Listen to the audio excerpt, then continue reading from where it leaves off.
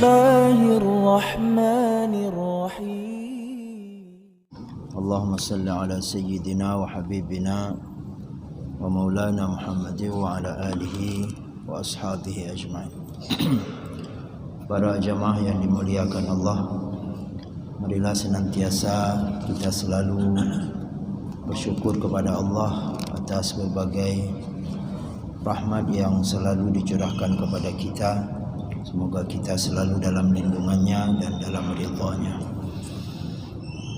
Kita lanjutkan diskusi kita pada subuh ini. InsyaAllah akan kita coba kaji kelanjutan tentang keikhlasan dalam beribadah dan juga bagaimana cara kita melakukan ibadah kepada Allah Subhanahu wa taala. Intinya ini tulisannya agak panjang, yang kesimpulannya intinya adalah bahwa kita beribadah tentu perlu cara, perlu petunjuk. Tak mungkin kita melakukan suatu ibadah tanpa petunjuk.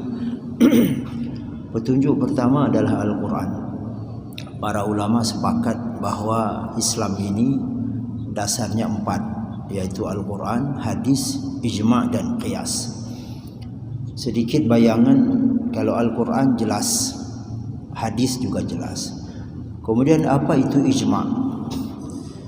Ijma' itu ketika ada satu perkara tidak ada di Al-Quran, tidak ada di hadis, mau dibandingkan tak ada contoh. Nanti kalau sudah ada contoh dibandingkan, itu disebut qiyas. Mungkin seperti sekarang kita sering mendengar ada air nira.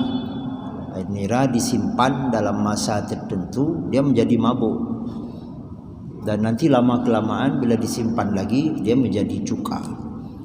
Nah, ini persis seperti khamar. Khamar adalah perasan air perasan kurma atau air perasan anggur. Yang Nabi sebutkan khamar itu haram. Khamar itu tak boleh diminum. Khamar itu adalah najis.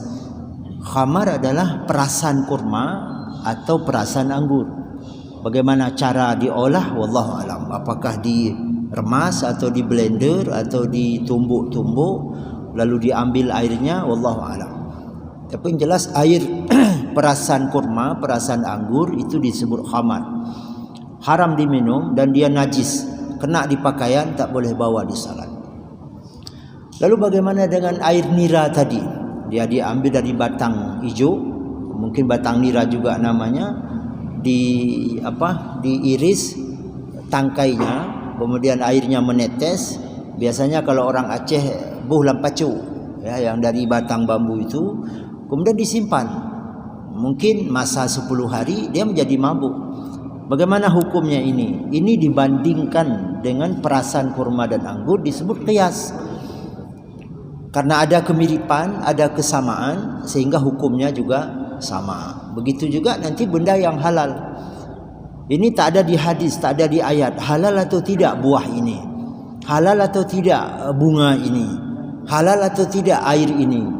Kalau ada tempat membandingkannya dan itu halal, maka ini juga menjadi halal. Kalau tempat membandingkannya haram, maka ini menjadi haram. Itu disebut dengan qiyas.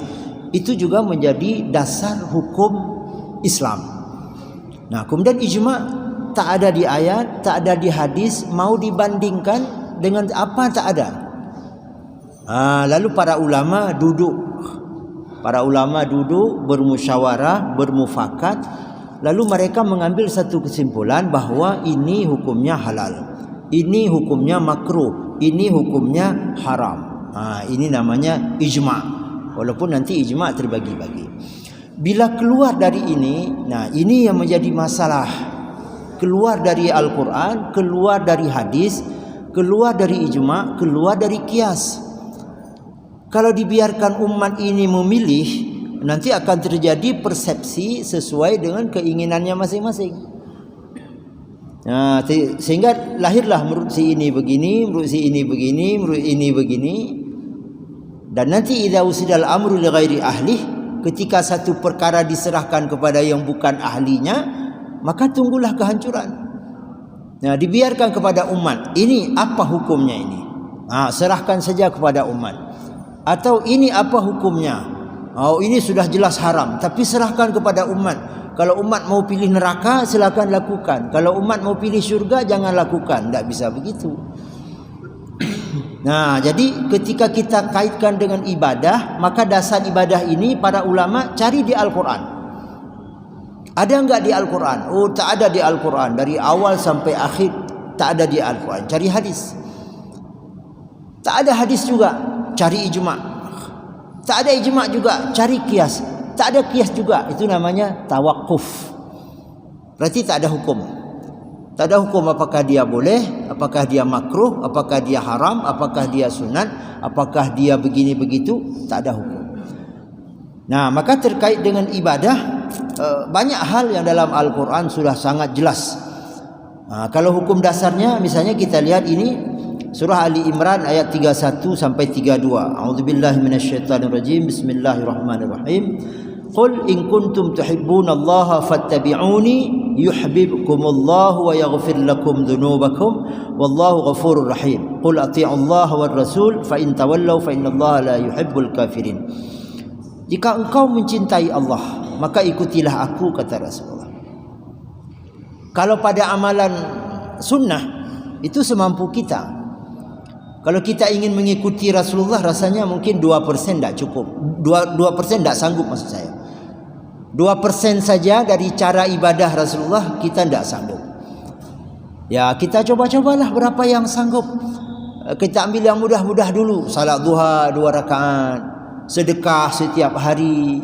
Mungkin dimulai dengan 500, dimulai dengan 1000, yang mampu mulai dengan 5000. Apakah dalam bentuk kuih, dalam bentuk nasi, dalam bentuk uang dan lain sebagainya. Salat qabliyahnya, qabliyah zuhur, ambil 2 rakaat dulu. Witir waktu malam, ambil 1 rakaat dulu. Habis salat isya, tambah sunat ba'diyah 2 rakaat, witir 1 rakaat. Karena witir kalau bersambung dengan sunat isya boleh 1. Tapi kalau nanti dipisahkan ambil 1, itu dianggap malas.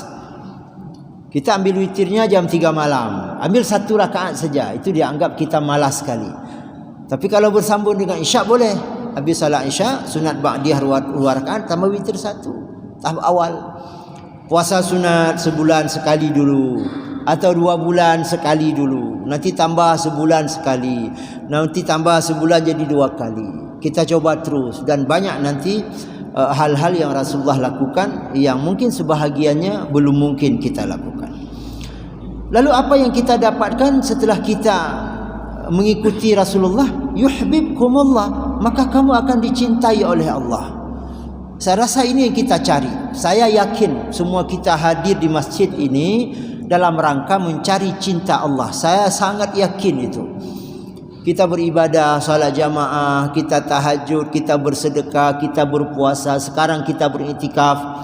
Ya, mungkin jumlah kita lebih kurang ada 130.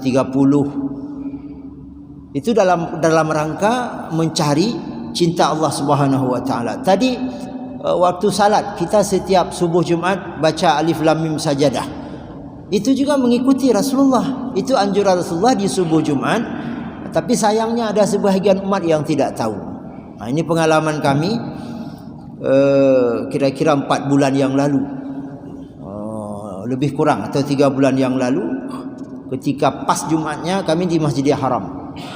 Karena sudah telat tak sempat masuk lagi ke dalam. Akhirnya kami di luar, di saf luar. Imamnya baca ayat Alif Lam Mim Sajadah persis seperti kita. Jadi orang-orang yang tahu sujud, orang yang tidak tahu rukuk. Ada yang setelah rukuk bangun lagi sambil bingung tengok kiri kanan dalam salat. Itu pas saf di depan kami. Nah, ini saya rasa perlu kita beritahu kepada umat. Dan juga pernah terjadi di Aceh. Seseorang telpon saya dari Melabuh. Katanya, tapi maaf saya tidak sebut siapa. Ini katanya ini di Melabuh ini sudah ada aliran sesat. Sesatnya di mana? Tadi subuh salatnya aneh sekali. Bagaimana cara salat? Tidak ada rukuk, langsung sujud. Habis sujud 1 kali bangun, baca ayat lagi. Habis itu baru rukuk, baru i'tidal. Itu kan aliran sesat, tak pernah ada. Saya jawab, Anda yang sesat, kamu yang sesat. Itu gara-gara tidak paham lagi, tidak diketahui lagi. Umat sudah tidak paham lagi. Mungkin ada juga kadang orang yang lewat subuh singgah di masjid kita yang tidak tahu menjadi bingung, apa ini? Dan maaf, saya coba perhatikan orang-orang yang baca Quran. Walaupun ya tidak semua, tapi saya lihat banyak yang tidak sujud. Misalnya ada acara baca Al-Quran, dibuat sekali khatam dan dibagi juz, 30 orang, satu orang satu juz, tidak ada satu pun yang sujud. Padahal di Al-Quran itu banyak sekali ayat-ayat sajadah. Dan di Al-Quran, di Mashaf sudah diberi kode. Biasanya ada lambang seperti menara dan ditulis sajadah. Tapi karena umat sudah tidak tahu, akhirnya ya tidak melakukan. Dan ini maaf saudaraku sekalian, kita mulai dari kita. Karena ada 3 hukum dalam Islam yang wajib dipelajari. Pertama fikih, kemudian yang kedua tauhid, yang ketiga tasawuf. Walaupun semua ada batasnya. Fikih batasnya sampai ibadah fardu ain kita sudah kita ketahui. Kita sudah ketahui bagaimana cara berwudu. Kita sudah ketahui bagaimana cara menggunakan air. Air apa yang harus kita gunakan. Saya pernah singgah di sebuah masjid, tapi sekarang mungkin sudah dirubah. Karena saya semampu saya secara pribadi sudah saya coba sampaikan. Jadi saya ke toilet laki-laki, kalau saya tidak salah ada 4 ruang, 4 atau 5. Karena sudah lama, sekitar 10 tahun yang lalu. Bagus, toiletnya bagus, ada batasnya. Tempat kencing sambil berdiri ada batasnya, sehingga kalau kita kencing ada percikan kencing tidak balik lagi ke kita. Kalaupun balik nanti kena di tembok ini. Ada semennya dan tingginya saya rasa mungkin sampai 80 atau bahkan mungkin bisa, karena didalamkan lagi semuanya mungkin bisa 1 meter karena dibuat paret lagi di bawah, lalu di atas baru ada batasnya. Yang menjadi masalah airnya ini. Airnya dipasang di atas dan ada gayungnya. Itu luasnya kira-kira 20 cm lah lebarnya, kedalaman sekitar 15 atau 20 cm juga, panjang sepanjang tempat kencing tadi. Kalau 5 ruang, satu ruang itu kalau katakanlah lebarnya 70, berarti 70 kali 5. Dan saya melihat di dalamnya ada kotoran cecak. Nah, air cecak dalam. Nah, ini yang menjadi masalah. Bagaimana nanti kalau orang kencing, dia cebok dengan air itu, sementara air itu adalah najis, maka maaf, kemaluannya tidak suci, kemaluannya tambah bernajis. Kalau tadi bernajis hanya sedikit saja, maaf, di kemaluannya sedikit saja, sekarang sudah disiram, sudah semua bernajis. Lalu dia pakai celana dalam, naikkan celana dalamnya sudah bernajis. Nanti berapa kali dia salat dengan menggunakan celana dalam itu, maka semua salatnya tidak sah karena dia menanggung najis. Nah, ini akibat mungkin maaf panitia masjidnya tidak paham dan tidak mau pelajari, tidak mau tanya. Kita buat saja begini, tidak ada tutupnya dan banyak tai cecak di dalam. Nah, ini masalah. Atau berwudu. Bagaimana cara berwudu? Kalau masalah yang sunnah tidak masalah. Basuh tangan sampai pergelangan tidak sempurna, tidak masalah. Berkumur-kumur tidak sempurna, tidak masalah. Basuh muka tidak sempurna, nah ini masalah. Jadi ini fardhu ain, kita harus tahu membasuh muka itu sampai mana batasnya. Atasnya mana batasnya, bawah mana batasnya, samping mana batasnya. Berapa kali yang wajib dibasuh? Tangan sampai siku, mana batasnya? Bagaimana cara basuhnya? Coba bayangkan ada satu bulu, sehelai bulu terbalut cat, atau ada sisik ikan kecil sekali dia, sebesar ujung lidi, nempel di sini. Tidak sah wuduk kita karena terhalangi air. Karena di semua anggota wuduk harus basah semua, tak boleh ada yang tersisa sedikit pun. Kalau ada bulu yang mungkin dibersihkan, potong dulu sebelum berwuduk, atau cabut dulu, atau taruh minyak dulu sampai bekas cat atau bekas apa menjadi hilang. Nah, sampai kita tahu. Kalau masalah haji tidak wajib dipelajari kalau kita belum wajib haji. Maka ketika haji ada manasik, ketika umrah ada manasik. Karena orang itu sudah wajib haji, walaupun kalau dia cukupkan dengan manasik mungkin belum memadai juga.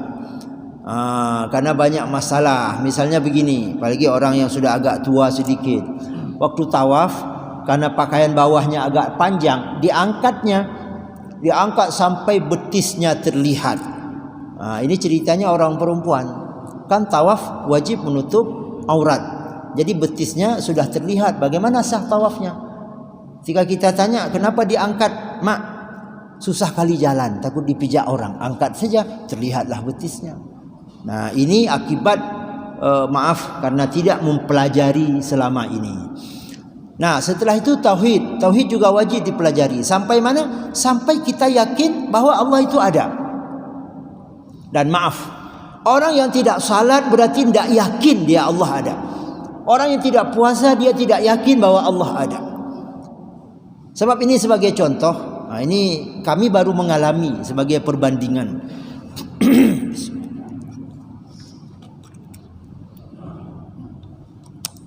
Kami beli sebuah mobil untuk pesantren. Mobil minibus. Mobil bekas. Kira-kira 8 bulan yang lalu lah, lebih kurang.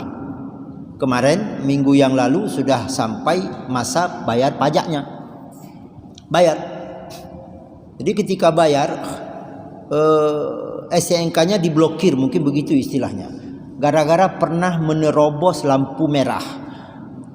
Tapi bukan di kami, kan di Banda Aceh ada tilang elektronik, apa namanya ya.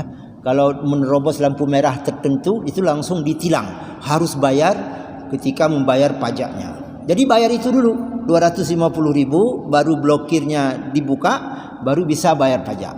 Berarti kalau tadi pajak misalnya 1,5 juta, harus tambah 250.000, jadi 1.750.000. Nanti lewat lagi, kalau misalnya saya yang kena, lewat lagi, saya tahu ada CCTV, itu saya tidak akan terobos lagi. Karena saya tahu konsekuensinya, kalau saya terobos, saya kena tilang elektronik, saya melanggar undang-undang, saya harus bayar ke negara. Jadi untuk hemat uang, saya tak akan terobos lagi. Nah, begitulah kira-kira bayangannya orang kalau sudah yakin ada Allah, sudah yakin ada syurga, sudah yakin ada neraka, dia tidak akan terobos larangan. Oh, ini dilarang. Oh, jangan. Allah melihat, malaikat mencatat. Nanti ada syurga, ada neraka. Kalau ini saya lakukan, nanti ujungnya neraka. Ada rem. Kalau saya meninggalkan perintah Allah, Allah akan murka kepada saya. Allah akan tutup rahmatnya untuk saya di dunia, di alam kubur dan di alam akhirat. Kalau Allah sudah tutup rahmatnya untuk saya, berarti tidak ada kebahagiaan di dunia kecuali kebahagiaan yang semu, kebahagiaan yang pura-pura, tak ada kesenangan di alam kubur, tak ada kesenangan di alam akhirat. Maka kalau tidak bertauhid, tidak sampai ke sini. Sehingga ketika tiba waktu salat tidak merasa terpanggil, karena dia tidak merasa bahwa dia ada connect dengan Allah. Maka wajib pelajari ilmu tauhid sampai hati ini yakin. Kenapa orang subuh? Maaf, mungkin ada di antara kita tadi jam 4 sudah bangun. Jam 4 sudah bangun, lihat jam 4 ni kalau saya tidur tak mungkin bangun lagi. Maka saya tak tidur lagi. Mungkin mandi, mungkin ganti pakaian, mungkin tahajud dan tunggu di rumah. Kira-kira sudah terdengar pengajian, datang ke masjid. Kenapa? Yakin ada Allah yang maha melihat. Yakin ada malaikat yang mencatat. Nah, makanya tauhid inilah yang pertama ditanamkan oleh Rasulullah ketika beliau dilantik menjadi Rasul. Tak ada perintah apapun ketika Rasulullah pertama diutus menjadi Rasul. Tak ada perintah salat, tak ada perintah zakat, tak ada perintah haji, tak ada perintah apapun. Kecuali perintah untuk menanamkan iman. Dan ini bahaya sekali kalau iman ini tak ada. Kalau iman tak ada, ketika ada kesempatan oknum, ketika dia menjabat di jabatan apapun, bismillah, mumpung ada kesempatan, sesekali dipakaikan baju oranye, ditulis di belakang tahanan KPK dan lain sebagainya. Setelah diproses selalu sekian tahun penjaranya. Kenapa dia lakukan itu? Ya tadi dia tidak ingat, tidak yakin bahwa adanya Allah atau adanya surga dan neraka. Kemudian tasawuf juga wajib.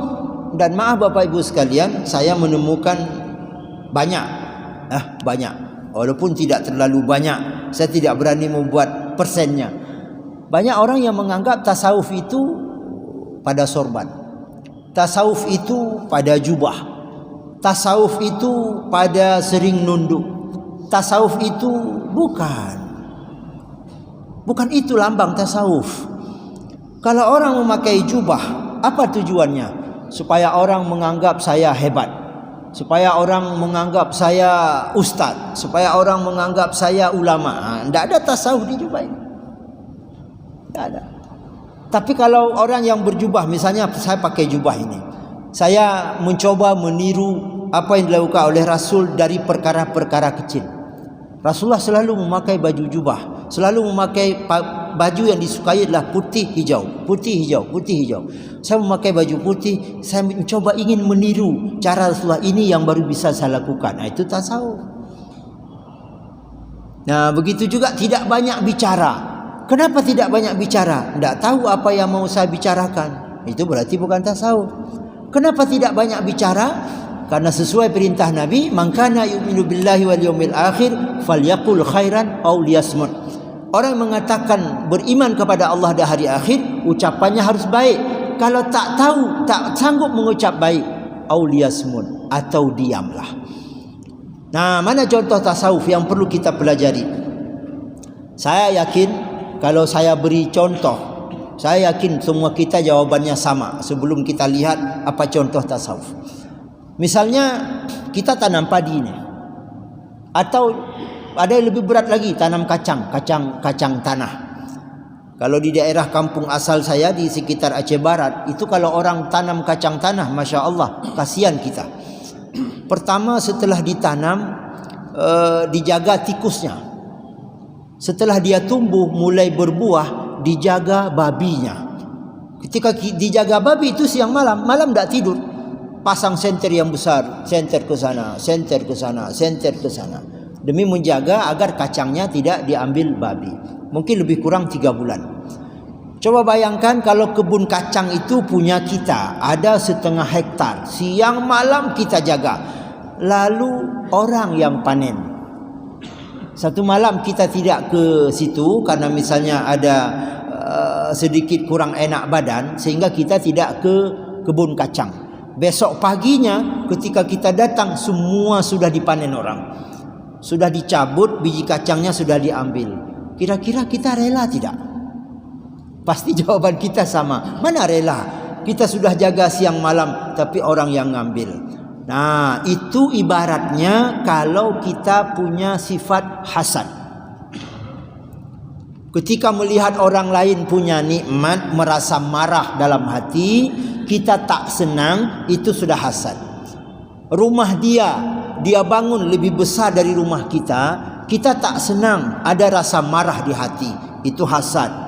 Dia bawa pulang kereta baru, kita sudah 3 tahun tidak bisa beli kereta yang sudah usia 3 tahun yang lalu. Dia bawa pulang kereta baru, 2 malah, sakit hati kita, kurang senang kita, marah kita, itu hasad. Lalu apa yang terjadi ketika kita hasad? Maka amal kita hangus, ibarat kayu kering dibakar oleh api. Ini tasawuf. Maka orang Islam yang bertasawuf, dia merasa semua ini sudah dijatahkan oleh Allah. Ngapain saya marah? Jabatan ini, itu jatah dia. Walaupun saya sudah bertahun-tahun di sini, dia baru saja lulus, setelah 2 bulan naik jabatan. 1 tahun kemudian naik lagi jabatan. 5 tahun kemudian naik lagi jabatan. Dah dia jadi kepala, kita masih bawahan. Padahal sudah 15 tahun di situ. Tidak usah marah, itu jatahnya dia. Karena rizki tak akan tertukar. Itu kan bahagian daripada rizki. Nah, itu contoh tasawuf. Atau sombong. Ini tasawuf. La yadkhulunal jannah man kana fi qalbihi misqalu habbatin min kibir. Tak akan masuk syurga orang yang ada sombong di hati walau secuil. Sombong karena kaya, sombong karena jabatan, sombong karena terlahir dari suku yang terkenal. Sombong, banyak sekali penyebab sombong. Tak masuk syurga. Nah, itu wajib dipelajari ilmu tasawuf sampai semua amal kita selamat. Jadi kalau tadi fikih kita sudah tahu, salat sudah tahu, dari sejak cara berwuduk sudah tahu, sampai salam kita sudah tahu, alhamdulillah sudah selamat. salat kita. Kemudian kepada siapa kita beribadah? Kita beribadah kepada Allah. Kita sudah yakin adanya Allah melalui pelajaran tauhid yang kita pelajari, melalui ayat-ayat, melalui hadis-hadis, atau melalui yang sudah ditafsirkan oleh para ulama. Sudah beres. Kemudian terjaga ini ibadah kita. Iman kita, ibadah kita terjaga dengan ada tasawuf tadi. Ya, sehingga selamatlah amal kita. Baik. Lalu apa yang terjadi ketika pertama kita ulangi, kalau kita cinta Allah maka ikutilah Rasulullah. Kalau kita sudah mengikuti Rasulullah maka kita dicintai Allah. Lalu apa yang terjadi? Wa yaghfir lakum dzunubakum, dan Allah akan mengampuni dosa-dosamu. Sebagai bayangan juga, sebagai contoh juga, orang yang dibebaskan dari hukuman itu apa namanya? Remisi banyak. Biasa di hari 17 remisi ya. Itu mungkin hak presiden ya, mungkin ya. Artinya ada orang yang divonis dia penjara 50 tahun. 50 tahun. Ini bayangan bagaimana pengampunan dosa. 50 tahun lalu dia di penjara baik. Dia baik, membantu orang lain, melayani orang lain, sehingga tak ada masalah. Semua senang. Kepala lapasnya senang, pegawai-pegawai lapas itu senang. Nah, ketika 17 Agustus kan ada orang-orang yang mendapat pengampunan dari hukuman, mendapat remisi. Ya, mungkin dari Bapak Presiden atau dari menteri apa. Pasti ditanya kepada kepala lapasnya, di penjaramu ada berapa orang? Ada berapa penghuninya? Sekian ratus. Nah, nanti kamu pilih 20 orang yang paling baik, kita berikan remisi, dia kita bebaskan dari hukuman dan lain sebagainya. Nah, lalu ditatalah, dapatlah 1, 2 sampai 20. Bagaimana rasa orang yang dapat kebebasan itu? Seharusnya dia 5 tahun lagi dalam sel, tidak bisa bertemu keluarga dengan bebas, tidak bisa bekerja, tidak bisa cari nafkah, mungkin anaknya terlantar, keluarganya terlantar, pontang panting cari uang. Senang luar biasa. Pasti sujud ya. Begitu keluar dari ruangan sel itu, sampai keluar tidak lagi dipakaikan baju tahanan, sudah dipakai baju bebas, bertemu keluarga di luar, dia sujud syukur kalau dia muslim, dan dia akan menangis terharu.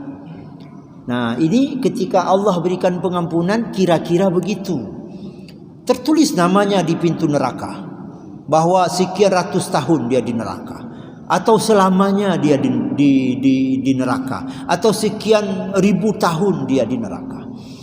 Tapi dengan dia mencintai Rasulullah, meniru perbuatan Rasulullah, terus meniru, Allah cinta, Allah hapus namanya di pintu neraka, dipindah, tertulis ke pintu syurga. Masya Allah, bagaimana senangnya, bagaimana bahagianya. Nah, maka seperti yang pernah saya sampaikan, kalau bahasa saya, kapan kita harus bertaubat? Ya sekarang. Kapan kita harus sadar? Ya sekarang, jangan tunggu tahun depan, jangan tunggu bulan depan, bahkan jangan tunggu besok. Karena tak ada jaminan kita pulang dari sini masih bisa salat subuh besok di masjid ini. Siapa tahu pulang dari sini kita sudah disalatkan, kita dikebumikan, selesai. Nah, sekarang, dan mudah-mudahan ini sebagai bentuk sayang Allah, salah satu bentuk sayang Allah kepada kita. Allah sudah berikan hidayah kepada kita. Dengan penuh keikhlasan, dengan penuh kesadaran, kita hadir di subuh ini, kita hadir di waktu-waktu yang lain untuk mengabdi kepada Allah, melaksanakan ibadah kepadanya. Wallahu ghafurur rahim, dan Allah itu Maha Pengampun lagi amat menyayangi. Sedikit bayangan bagaimana makna Allah itu Maha Pengampun. Ini sebagai bayang-bayang juga. Ketika ada seorang anak yang sudah dewasa, katakanlah usianya sudah 17 tahun. Akalnya bagus, pikirannya bagus, tidak cacat, mentalnya bagus, semuanya bagus. Tapi apa yang diperintahkan sama ayahnya, apa disuruh sama ayahnya, apa diminta sama ayahnya, dia tak mau.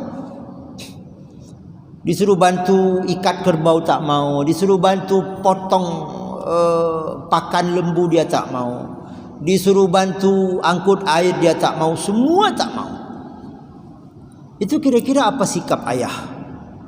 Kalau yang terlihat, yang biasa terlihat, nyebab Aceh, nyepak beruh sikai, ka pedak baik kawali. Kira-kira begitu. Kira-kira begitu. Jadi dikasih beras sedikit, kamu pergilah, dah usah pulang lagi.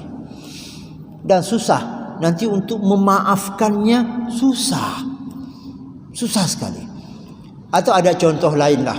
Orang yang menzalimi seseorang dengan penzaliman yang luar biasa berat. Itu susah. Untuk dia memberikan kemaafan untuk orang itu susah. Tapi Allah yang kita sudah bertahun-tahun, mungkin kalau ada di antara kita, mudah-mudahan tak ada.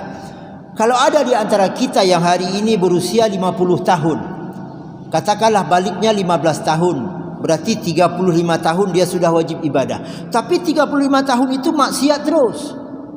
35 tahun siang malam maksiat terus, dengan berbagai maksiat. Terus dia lakukan kesalahan. Lalu hari ini sadar, hari ini dia menyatakan taubat kepada Allah, hari ini dia menyatakan menyesal, mohon ampun kepada Allah. Selesai itu. Selesai. Tidak ada lagi dosa 35 tahunnya. Dosa maksiatnya 35 tahun yang sudah dia lakukan. Ketika dia mohon ampun, Allah mengampuninya. Ketika dia bertaubat, Allah memaafkannya. Qul ati' Allah wa Rasul. Katakan wahai Muhammad kepada umatmu, taatlah kepada Allah dan taatlah kepada Rasul. Nah, ini hati-hati ketika menerjemahkan taat kepada Rasul. Ketika tidak mengikuti sahabat, tidak patuh kepada sahabat, hanya mengikuti perbuatan Rasul, berarti kita tidak patuh pada Rasul. Karena Rasulullah, setelah Rasulullah tak ada, beliau tinggalkan sahabat Khulafaur Rasyidin. Tidak mau ikut sahabat. Dia hanya milih ayat hadis, ayat hadis, ayat hadis. Nah, ini berarti juga tidak patuh kepada Rasulullah. Jadi patuh kepada Rasulullah itu luas maknanya. Fa in tawallaw fa innallaha la yuhibbul kafirin. Jika engkau berpaling, ingatlah bahwa Allah tidak suka kepada orang-orang yang kufur, kepada orang-orang yang ingkar, kepada orang-orang yang tidak patuh kepadanya. Jadi karena itu para jamaah sekalian, Allah menilai kita. Allah menilai kita setiap detik, setiap selama nafas masih ada, selama ruh masih ada, Allah nilai kita. Maka carilah supaya kita mendapatkan nilai terbaik. Supaya kita dapat nilai terbaik. Dan secara manusiawi dan secara logika, walaupun ini tak boleh, seseorang di depan atasannya pasti dia berupaya sebaik mungkin. Ya, sebaik mungkin. Bagaimana atasannya senang, bagaimana kepalanya senang, bagaimana komandannya senang, bagaimana apapun namanya senang. Jadi kalau bahasanya siap salah. Nanti kalau kepalanya senang, pasti ada bahagian-bahagian tertentu yang dimudahkan. Mau tanda tangan surat apa untuk kenaikan pangkat lebih mudah. Tapi kalau dengan atasannya tak baik, mana ada cerita. Nah, ini bagaimana Allah senang kepada kita, bagaimana Allah sayang kepada kita. Memang kemampuan kita terbatas. Terbatas kemampuan kita. Jadi minimal setelah kita salat berjamaah, tidaklah pulang dulu. Ada istighfar dulu, ada doa dulu, ada penyesalan dulu. Walaupun tidak dengan mulut, dalam hati, ya Allah, saya menyesal telah melakukan dosa selama ini. Ya Allah, berikan hidayah kepada saya. Nah, Allah itu sudah sayang. Nah, coba bayangkan sebelum kita tutup, di kitab An-Nawadir diceritakan ada seorang hamba yang sudah 30 tahun tidak ingat kepada Allah. Jangankan salat, ingat pun kepada Allah tidak. Dia terus bermaksiat, melakukan berbagai kesalahan. Sampai malaikat bertanya kepada Allah, wahai Allah, sudah banyak sekali dia maksiat. Kenapa kau tidak tegur? Kenapa kau tidak memurkainya kalau bahasa kita? Allah menjawab, saya tunggu dia bertaubat. Saya tunggu dia insaf. Saya tunggu dia sadar. Malaikat berkata, nampaknya kalau sudah seperti itu jauh, sudah sejauh itu dia ingat pun kepadamu tidak, rasanya tidak mungkin lagi dia sadar ya Allah. Tidak mungkin lagi dia taubat. Baik, kalau begitu coba kau turun, coba kau buat penyebab supaya dia sakit. Lalu malaikat turun, malaikat lihat-lihat, apa yang saya buat supaya dia sakit. Akhirnya dijepitlah saluran kencingnya. Bagaimana caranya? Wallahu alam. Yang penting ketika dia kencing pagi, kencing sudah tak keluar. Nah, dia sudah mulai bingung, kenapa saya? Kenapa tak bisa kencing? 1 jam kemudian mau pipis lagi, dia kencing tak bisa. 1 jam kemudian perutnya sudah mulai kembung. Ketika dia sudah mulai sakit, sudah berguling-guling, siapa yang dia panggil? Mama. Mama, sakit sekali, Ma. Malaikat berkata, kan Allah, dia tidak ingat kepadamu, dia panggil mamanya. Terus berguling-guling. Setelah beberapa hari tak tahan lagi, ya Allah. Dia panggil dengan hati yang tulus. Dia benar-benar sadar bahwa tak ada yang bisa tolong dia, tak ada yang bisa bantu dia kecuali Allah. Dia panggil dengan hati yang tulus. Allah menjawab, kalau bahasa kita, saya baik wahai hambaku. Nah, jadi karena dia sudah ingat kepada Allah, dia mohon ampun atas semua kesalahan selama ini, maka Allah pun mengampuninya. Dan insya-Allah maksiat kita tidak sejauh itu. Kesalahan kita tidak separah orang yang diceritakan di kitab An-Nawadir ini. Nah, maka yang penting kita semangat Bapak Ibu sekalian, semangat untuk memperbaiki diri, semangat untuk ibadah dan bermohon kepada Allah, ya Allah, hidayah yang telah Engkau berikan hendaknya tidak Kau cabut lagi, ya Allah. Aku menjadi ahli masjid, aku menjadi ahli ibadah, aku menjadi ahli zikir. Nah, mulailah bagi yang belum rutin baca Quran, mulailah baca Al-Quran dengan rutin. Mudah-mudahan Allah Subhanahu wa taala semakin buka pintu hidayahnya kepada kita. Mungkin kalau ada yang kita diskusikan, kita coba berdiskusi sebentar sebelum kita padai.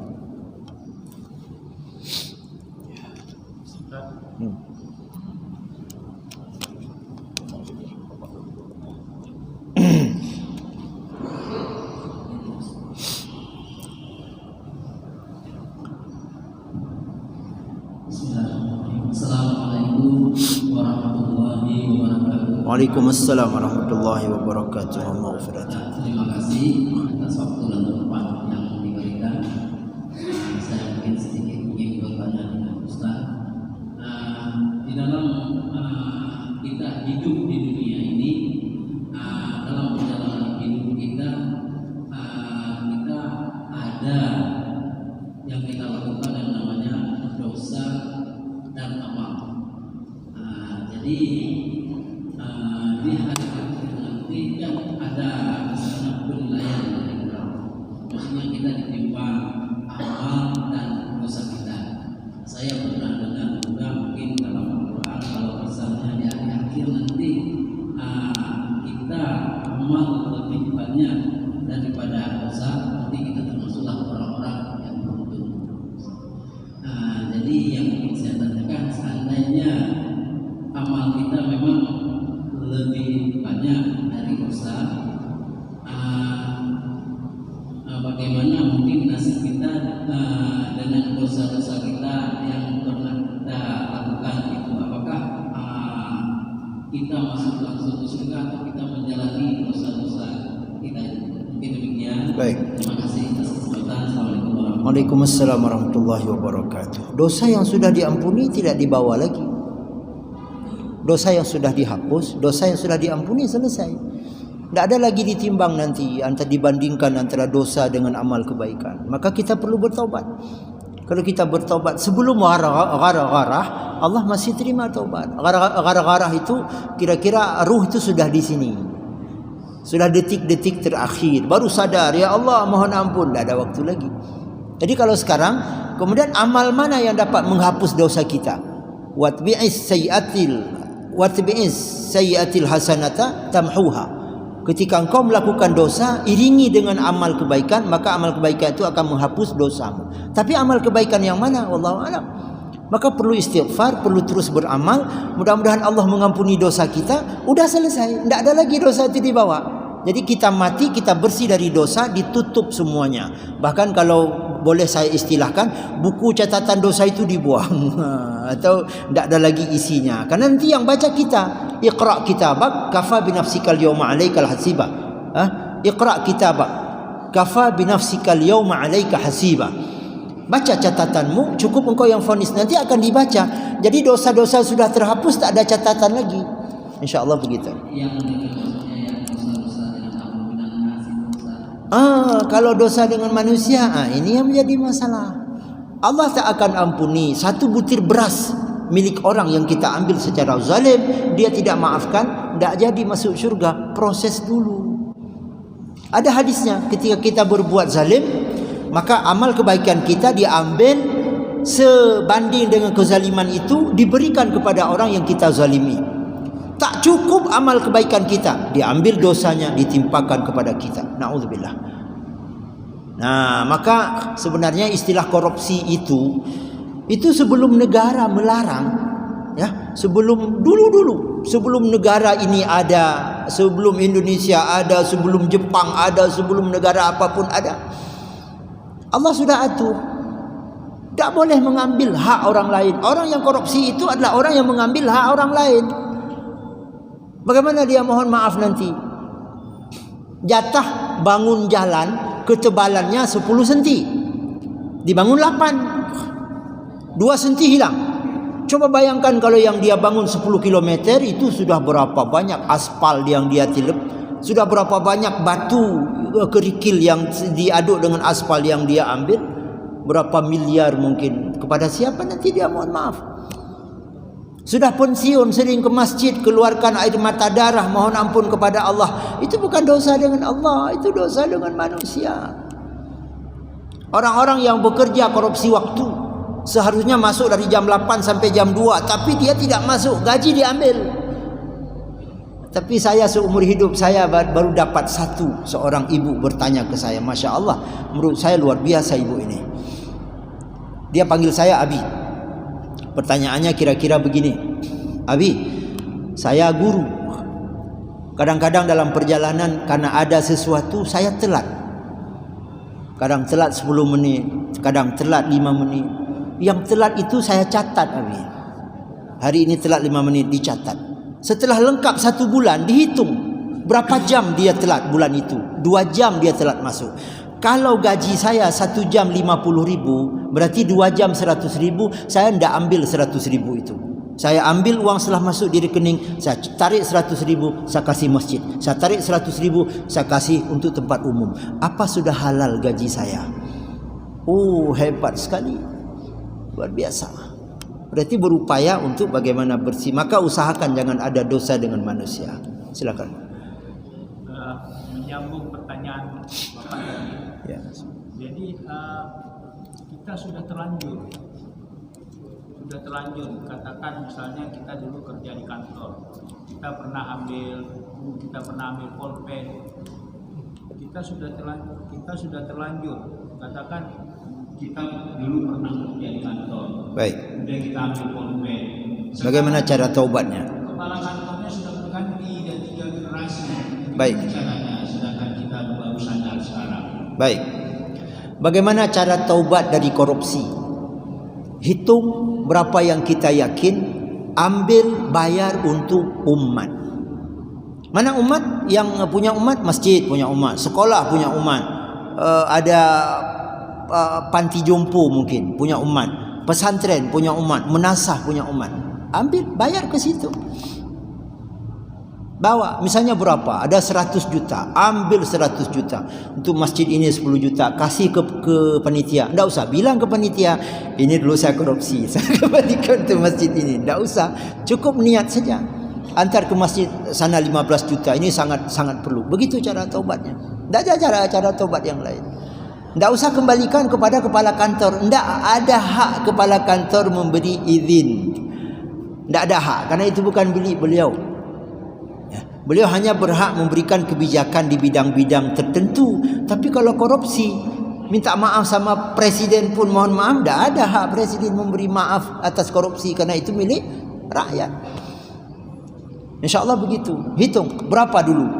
Saya sudah ambil kira-kira milik negara, berarti milik umat yang sudah saya ambil 50 juta. Berarti sekarang ambil 50 juta, siapkan uang 50 juta, kembalikan menjadi milik umat. Termasuk jalan, termasuk paret. Di kampung kita sering tergenang air. Kita berapa jumlah korupsinya? Kira-kira 15 juta. Kalau saya suruh buat paret ini cukup. Panggil tukang, tolong buatnya. Marah dengan pemurah tak go. Alah dengan napeng. Baik pegah ada korupsi roje aku pergi kena. Insya-Allah begitu Pak ya. Wallahu a'lam bissawab wa ilaihil marja' wal ma'ab. Kita padai. Ini sudah panjang sekali waktunya, saya mohon maaf, semoga ada manfaatnya. Wassalamualaikum warahmatullahi wabarakatuh.